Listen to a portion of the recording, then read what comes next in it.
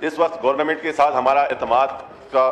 اس time یہ حال ہے کہ ایک دن یہ آرڈیننس وداؤٹ کسی سائن کے جاری کرتے ہیں اور دوسرے دن جب ہم یہاں پر بات کرتے ہیں تو بولتے ہیں کہ غلطی ہوئی ہے۔ آج منسٹر صاحب یہاں کھڑے ہیں،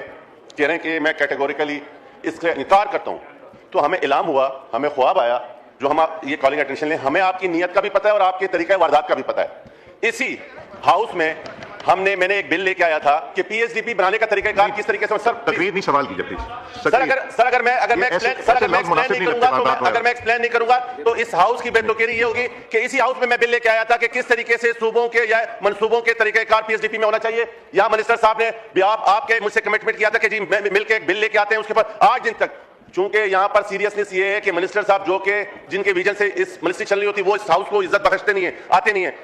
جناب اسٹیٹ منسٹر صاحب قابل احترام، ان کو جو بابو لوگ لکھ کے دیتے ہیں وہ یہاں کے پڑھ کے سنا دیتے ہیں، اس پر مجھے کم سے کم تسلی نہیں ہو سکتی ہے سر۔ اگر واقعی میں گورنمنٹ سیریس ہے، حیدرآباد سکر اگر آپ پورے پاکستان کے ساتھ سندھ کو ملانا چاہتے ہیں اور یہ جو رگ ہے آپ کے اکانومی کی اس کو بحال کرنا چاہتے ہیں، اگر آپ کی نیت ٹھیک ہے تو منسٹر آ کے یہاں پر پالیسی اسٹیٹمنٹ دیں جو کہ وزیر اعظم صاحب نے کمٹمنٹ کی اور ان کی کمٹمنٹ پر بھروسہ ہے۔ لیکن میں پھر کہتا ہوں کہ نالائق ٹیم کے ساتھ کام نہیں ہو سکتا۔ سوری